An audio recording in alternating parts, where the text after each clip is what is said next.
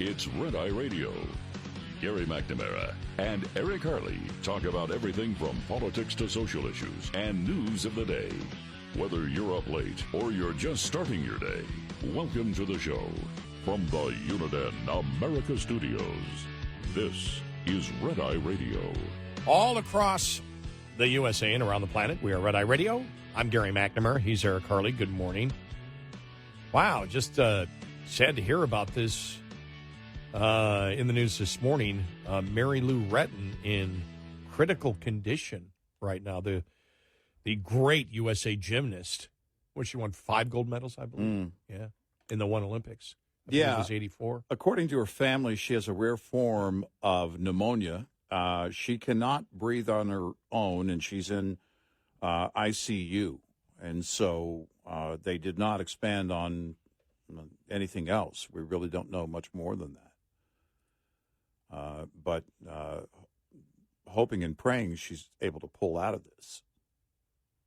We don't know if this, came from, any other illness that led to pneumonia or this rare form of pneumonia. But saying she's not able to breathe on her own, it reminds me of a situation, a friend of mine who had pneumonia, and then they found out this was early in 2020, and they found out that ultimately it was COVID.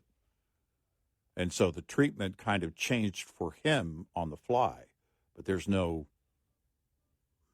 from the family that it indicates that this is related to any COVID, at least so far. They're saying it's a rare form of pneumonia. I mean, she was so big in 84. Oh, and yeah. I remember exactly where I was watching her. And I was living in Navarre, Florida on the beach and watching it on TV. And, I mean, that L.A. Olympics was so huge. Yeah. It was so incredibly huge. And it just wasn't in the United States. She was just adored throughout the entire world. Yeah. At that time. Right. I don't want to, I put in past tense that she was adored. She's still alive. Yeah. Clear there. But yeah, she won the, let me see.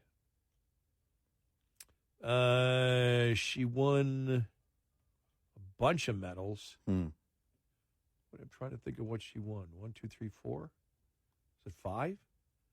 I can't figure it out. I can't figure out the scorecard here from the 84 Olympics, but she won 4 or 5 of them back then. And then, she just remained, thing is, did she do a Dentyne commercial? I don't remember. I think she did a Dentyne commercial. Yeah. Because it was just, she's she's got those great teeth. Yeah. Yeah. A really great smile. That was indicative of her spirit, when she was young, and even, here more recently. That spirit did not go away. And what's interesting is that smile never went away. In 84, she was in the media, all over the media, because of her great accomplishments, and but that smile, that spirit is still there today. Her family saying also that she does not have insurance. They set up an account where people can actually make donations to help her pay for the cost of this care. And they say she's been in ICU for a matter of days. This account that's been set up so far, this was as of this morning, just a few hours ago, over $120,000 has been donated so far to help pay for the care. But yeah, 5 medals. Did she run into financial problems at some time? I know she got divorced a few years ago. I don't know. Yeah, I'm not sure. Yeah, I did. Yeah, but she doesn't have insurance. So yeah, she got divorced in 2018. Mm-hmm. Wow. Yeah. In recent years on Dancing with the Stars. She did a Dairy Queen commercial for Colonial Penn Life Insurance Company.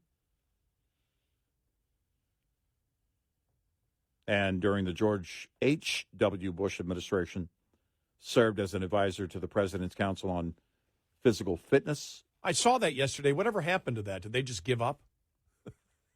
I think people quit showing up.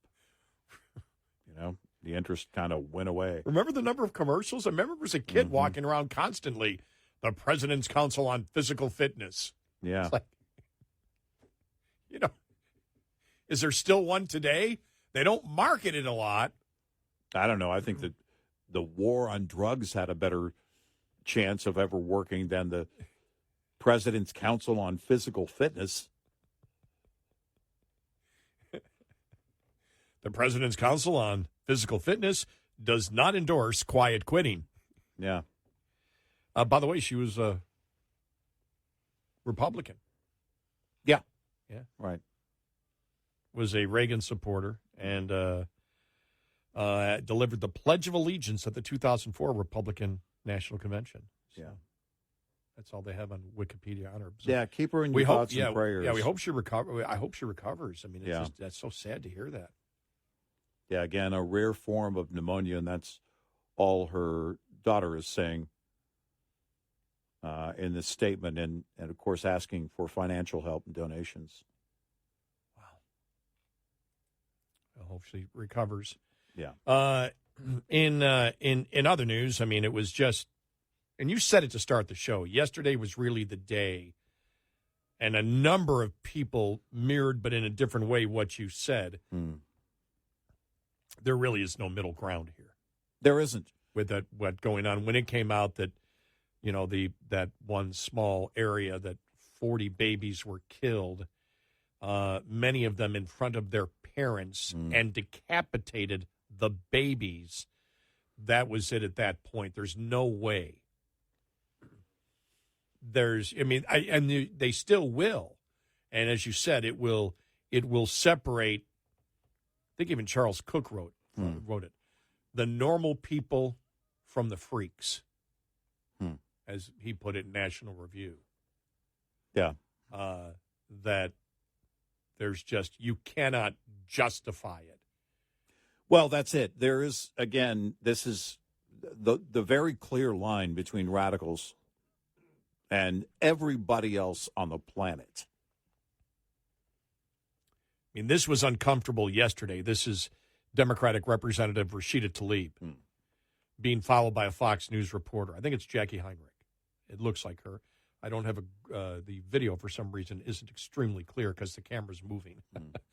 But here it is as and this is about a minute long, and they keep walking down hallways, and I'm wondering, where's she going? Because it looks like you're walking down a hallway where there's offices, and then you're walking down a hallway where you expect there's going to be the auxiliary electric room over here, and that's the janitor's room over there. It's like, is she just trying to run away? But it's really, really uncomfortable to watch this. We'll let you listen to it here.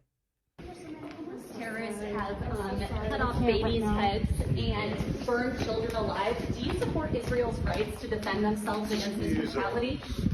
We're just going to go through here. You can't comment about Hamas terrorists chopping off babies' heads?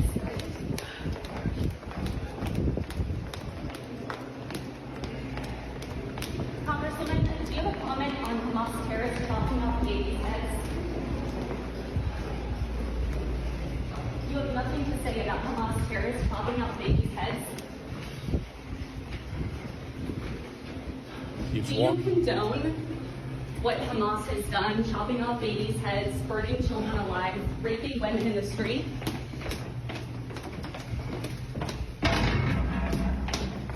You have no comment about children's heads being chopped off?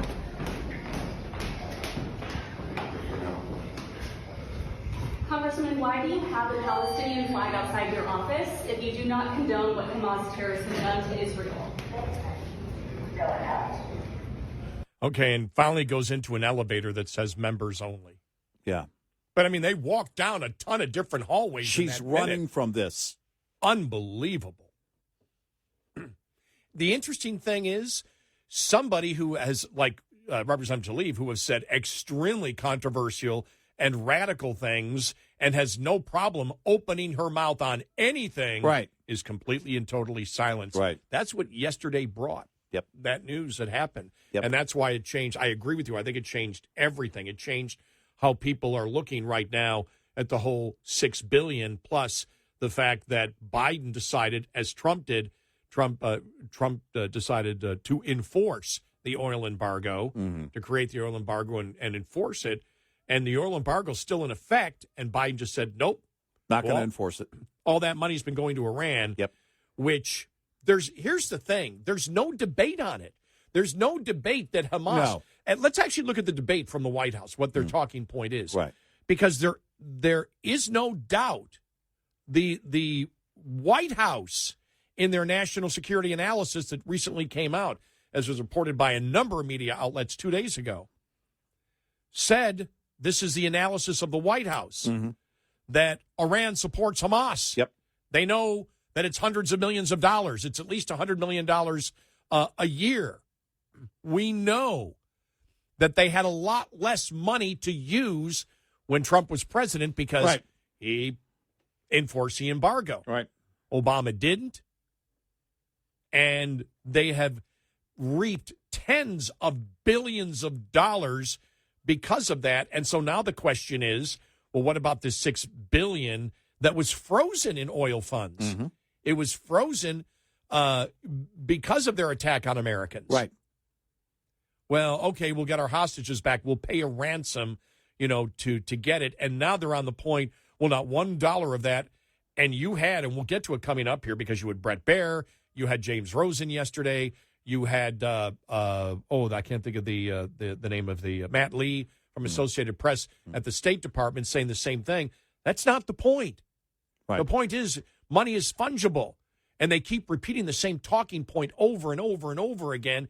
And I think it changes yesterday when Americans look at this and go, what the hell are you hiding? Right. Are you giving money? Do you know that they're doing this and you're giving money to them? Right. Well, of course we know. We've known for the longest time. We've known, I don't know, most of us have known almost for 50 years that Iran's been involved in terrorism. Well, and then you have John Kirby out there. And the more he talks, by the way, the more he sounds like William H. Macy in Fargo. Wow. I mean, his demeanor and denial of the facts is almost right out of that movie. It's weird because now when I hear him, because I heard him on the radio the other day, and it was the first time that it hit me. My gosh, he's doing William H. Macy. Well, we don't really have any. They don't have access to the money there, So there's nothing we can do about it. And he's doing this in this dismissive, bizarre tone and sounds like he's a defense lawyer for Iran and Hamas. Yeah. The Biden administration right now is the propaganda arm of the Iranian government. Yep. As we stated yesterday, we'll state again today, the same thing. Tell us where we're wrong. Because the argument they're trying to make, they're not debating the fact that with Biden lifting the embargo, that money isn't being used for terrorism. Their only point is, of that $6 billion, not 1 cent has gone to Iran yet. Well, that's not the question we're asking. The question we're asking is, it's fungible, so if they know they're getting these funds, they can use other funds to do it, plus all the oil money that they've gotten. They have not taken 1 cent of the $6 billion. They keep to the same talking point, and the only conclusion you can come to, if you're an independent, is, my God, they know they've been funding terrorism, and they've been funding Hamas, and Americans have been killed. Yep. And are now hostages to Hamas. And in all likelihood, I hope I'm wrong, but knowing the history of Hamas, they won't survive. No. This is so far from over. So far from over. In the last hour or so, reports that Israeli troops now building in larger numbers along the border, and that is, of course, when the Israelis say they're going to do something, they're going to do it. They're going to do it thoroughly, and they don't care about what the global media thinks about them. They don't care. They don't have embedded reporters that they're going to be concerned about. They don't walk on eggshells because they're fighting for their existence. Every American should be concerned in the same way, because if they're willing to do this to Israel and they have the funding from Iran that is clearly not going to be cut off by this administration, how far will they go? 866-90 Red Eye. This morning's USDA Farm Report is brought to you by House Products. Tested, trusted, guaranteed since 1920. What was left of Tropical Storm Philippe found its way via precipitation in the Northeast and the Canadian Maritimes. The remnants of Philippe moved across Maine with some 2 to 4 inch rainfall totals. We also saw some similar amounts of rain across eastern New York and western Vermont. And USDA meteorologist Brad Rippey reminds us much of the Northeast has received heavy precipitation since July, including Tropical Storm Lee dropping several inches of rain in the region last month. A cold front interacting behind Philippe resulted in the nation's first freeze event. Across roughly the northern half of the plains and into parts of the western Corn Belt, the coldest air moving into the plains on October 6th and 7th. And then as we headed into the holiday weekend, we saw some of that cold air and some scattered frost and freezes moving on into the Midwest and the Northeast. He adds, with a faster maturity pace for summer crops, no significant freeze impacts are expected in the region. I'm Ron Bain reporting for the U.S. Department of Agriculture in Washington, D.C. This report brought to you by Cenex Fuels and Lubes. Coming up, more with Gary McNamara and Eric Harley. It's Red Eye Radio.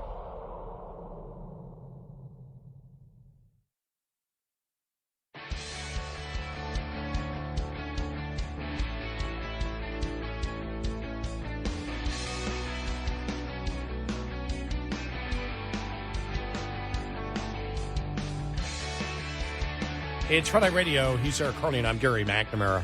How do we know things have changed? Here are the Democrats. This is Senator Ed Markey and Elizabeth Warren. Yeah. Holding a pro-Israel rally. Yeah. Now, listen to this. There must be a de-escalation of the current violence. The United States should...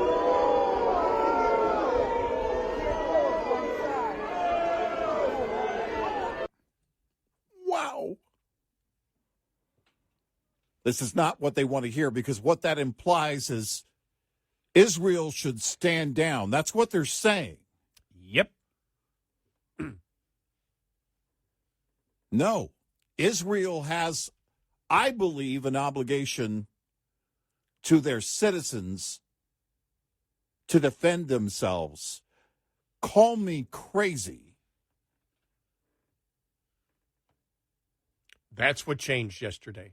Yep. And I think that not that the brutality wasn't enough, the murderous brutality, but when the story came out, there are just, you know what it's like on the death penalty, where people say, I'm not for the death penalty unless you kill a child. Well, then you are for the death penalty. Then you're pro-death penalty. Yeah, you are pro-death penalty. You just have...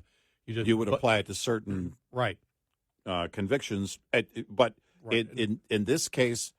no, I think that's exactly what it is, because we're not talking in the abstract. Well, what should they do? How do they live peacefully?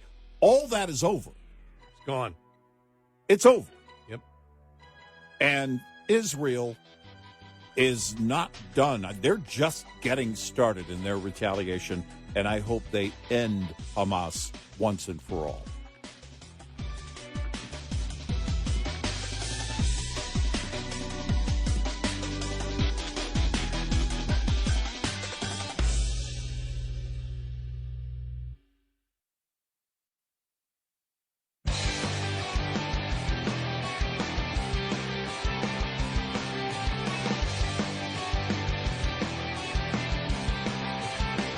Consider your health canceled if you don't listen nightly. Red Eye Radio. And he's Eric Carly, and I'm Gary McNamara. Good morning. Thanks for being here. I want to play some audio cuts here because I actually consider all these audio cuts as sort of the audio cuts of the day, just because it shows the tone and temper of the media right now. And as we know, the last couple of days, they've been playing this little game the administration has with the $6 billion. Mm-hmm. And after the news yesterday, I mean, there was enough murderous brutality, and then the story came out about the babies being decapitated, some in front of their parents. Yeah. And that changed really everything, because now when the media wishes to know the oil money that's been helping terrorists, not just the $6 billion that we're talking about, but the whole oil money and this money that you gave them, especially after you have taken off the enforcement of the oil embargo, and they've got the numbers. I mean, I think I forgot which one. I think it's Brett Baer brings the numbers out here, and I think it's sort of indicative of where the public is.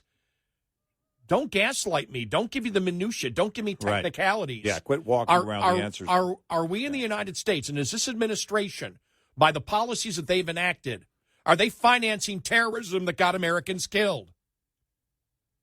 And the more you play around that, the more negative it is, and you could hear it. You could hear it, number one, in Brett Baer. I don't think, maybe he has. I personally have never heard Brett Baer interrupt anybody once, but here with John Kirby multiple times he does. Here's the first audio cut. There's a lot of talk about the $6 billion and the American hostage exchange. I heard you also say that it can be frozen at any time. Why isn't this the time to freeze that? I don't have any policy decisions with respect to that to speak to today, Brett. I think it's important for people to remember that not a single dinar of those funds has gone into Iran. Not one. Not any. Nothing's been allocated out of that fund. Yeah, John, and we're going to watch this. Block. Money is fungible. You get $6 billion over here for humanitarian and food, so then you can move money someplace else. And then you have the not enforcing sanctions that allows Iran to cash in on its oil around the world. Brett, with all due respect, I just got to push back on you there. It's not that we're not enforcing sanctions. We have been enforcing them. As a matter of fact, we've added sanctions. We've sanctioned 400 entities in Iran just in the beginning of this administration, let alone the sanctions that came before us. And as for the fungibility, again, that money was never going to be tapped by the Iranian regime. They were never going to see it themselves. It was always going to go to vendors that we approved to go to buy humanitarian assistance and medical and food to get directly to the Iranian people. The regime was never going to see that or feel that, and they haven't asked for it. And the other thing I'll say, Brett, just before we get off this topic, No, John, I want to just push back on one thing. You said that the sanctions are being enforced. The Iranian exports of oil to China, 2020, $6.6 billion. 2021, $23.1 billion. 2022, $30 billion. So how is that enforcing the sanctions on Iran? We're mindful that Iranian oil is still on the market, and it is a global market. That, that's a lot of money, right? Supply and demand have to be balanced, but Supply and demand have to be balanced. We have to talk about economic principles. What the hell did that even mean when it came to sanctions? I think what he was saying is, since we wish to stop fossil fuel production in the United States and still keep gas prices low, we need to have the Iranian oil on the world market to keep oil down. Right. We're not really concerned, by the way, about climate change, because if we were, then we wouldn't buy any oil at all, because that's been the game. This entire thing is a charade from top to bottom, and what he's saying is, well, we're not concerned about dead babies as much as we are about keeping gas prices low and this fake charade of climate change. Right. We don't care about the money being used for terrorist activities that killed Americans. We care about keeping gas prices low and at the same time ensuring that we can decrease the amount, however we can federally, of the amount of fossil fuels that we produce here. That's the truth. Now, Wow. Second interview. Wow. James Rosen from Newsmax on with John Kirby. Here we go. I didn't ask you if the support is unwavering, rock solid. I asked specifically, is President Biden committed to supporting Israel in its campaign against Hamas for as long as it takes? And you understand that I'm using that phrasing because it is the very phrasing that the president has used with President Zelensky in Ukraine. Does Prime Minister Netanyahu receive that same assurance? I think Prime Minister Netanyahu knows very well, based on the conversations he's had with the president in just the last day or so, how strongly President Biden in the United States and this administration stands with Israel. So twice, in effect, the spokesman for the National Security Council declined to extend to Prime Minister Netanyahu the same open-ended assurances, as long as it takes, that President Zelensky has received from the United States in the Russia-Ukraine war. There you go. And by the way, you never even answered the question. No. that second time. And there's one more audio cut that I want to play, and this comes, this is the Associated Press reporter, Matt Lee, and this is, hang on here, I just want to get to it. And this is, he is with the State Department spokesperson. And I've got it here somewhere. All right, I can't find it here at the moment. Okay, I had it here, but they go through the same thing. It's the same thing over and over again as they keep using that same talking point. Here, I found it here.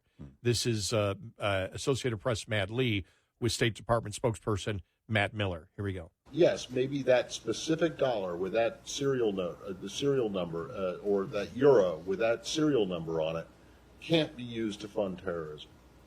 But the fact of the matter is, and you guys know this, is that it allows, or it frees up money that Iran has already inside its own country to use for other things, so they don't have to spend that money on non-sanctioned items. Let me say two things about that. One, the reason I read this exact quote is I have heard a fair bit of criticism about this money, including from the person who said this in November of 2018. And I thought it's fair to point out that this money was first allowed to accrue into these accounts under the Trump administration. And that's a point you did then as well. You did, and there are a number of people who have had a lot to say about this the last few days who have conveniently forgot that fact, which is why I thought it was important to. All right, quickly, though, that doesn't matter. It wasn't given to the Iranians. Right, it was still frozen. Right. If that's your biggest point, you're losing. Let's continue. Remind the world.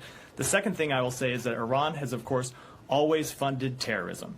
They have always funded malign activities in the region, and that's why we have always taken action to hold them account. But this money can only be used for humanitarian purposes.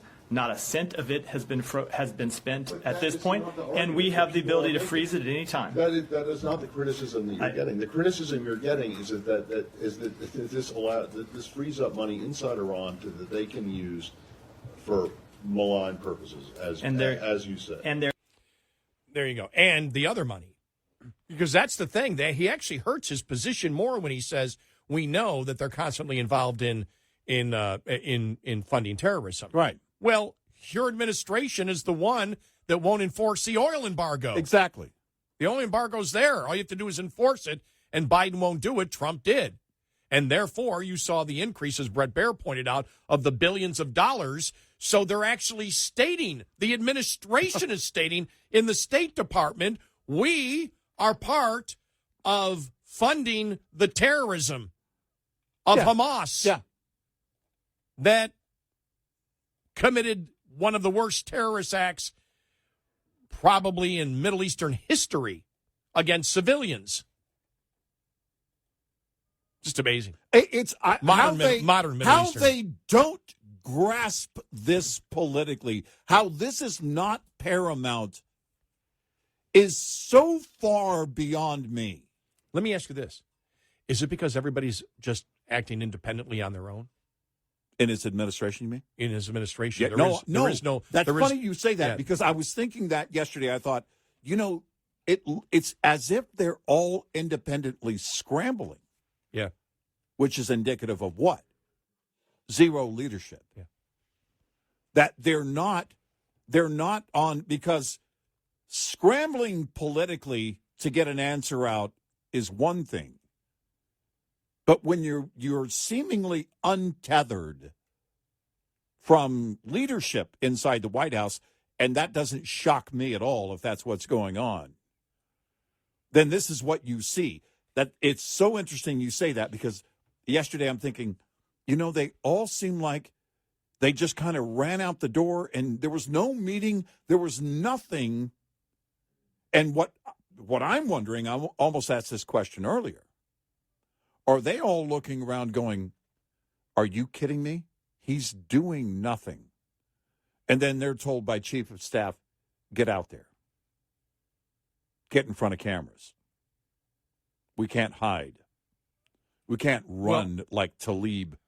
Let me play this one more audio cut, because this was then Jake Sullivan. And this is what got me to wait a minute. You've got Matt Miller, the State Department, saying they've always funded terrorism. Right. Well, that means they've been using the oil money. Right. Yeah. That Biden approved over the last couple of years to do this. Right. You're admitting that you're connecting the dots from the Biden administration to Iran, to Hamas, to the terrorist attack. Yeah. You're actually doing it.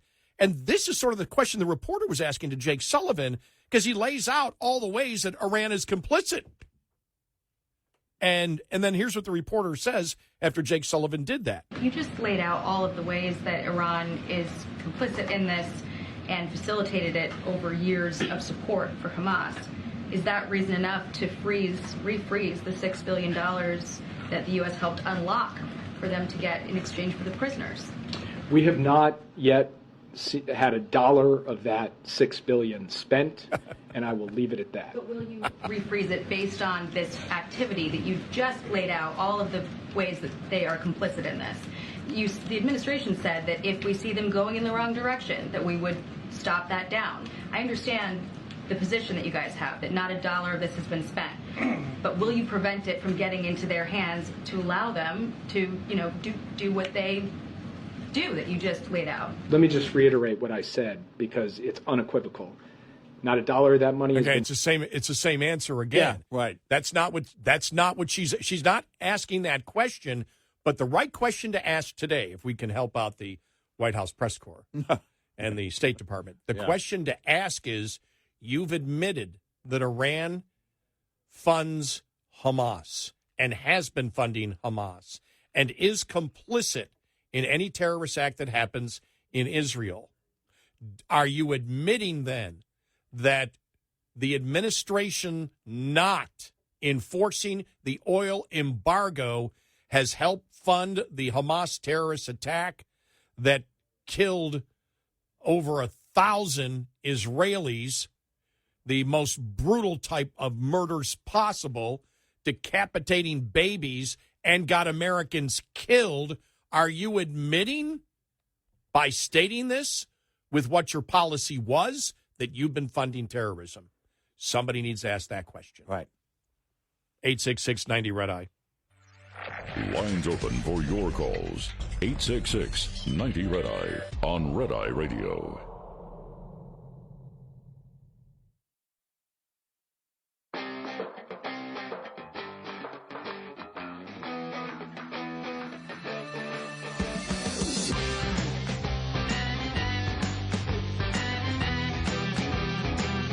It's Red Eye Radio. He's Eric Hurley, and I'm Gary McNamara.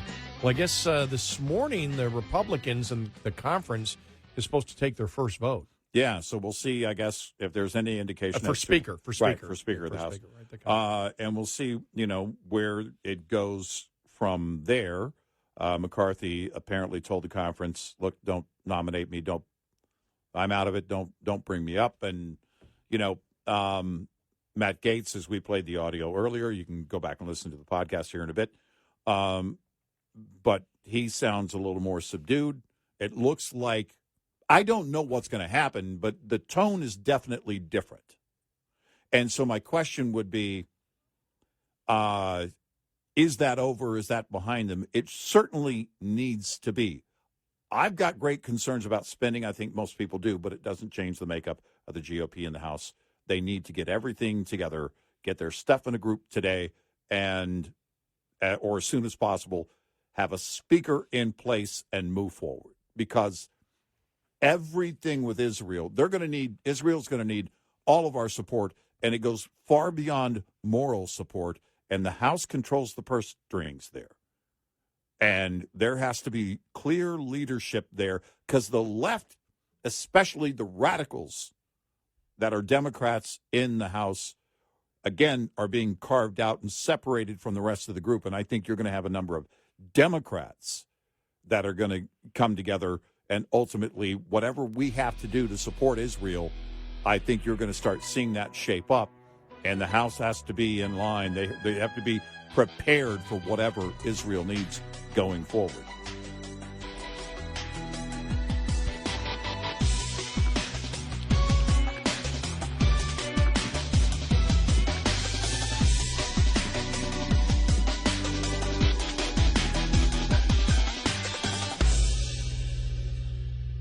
This is Red Eye Radio on Westwood One.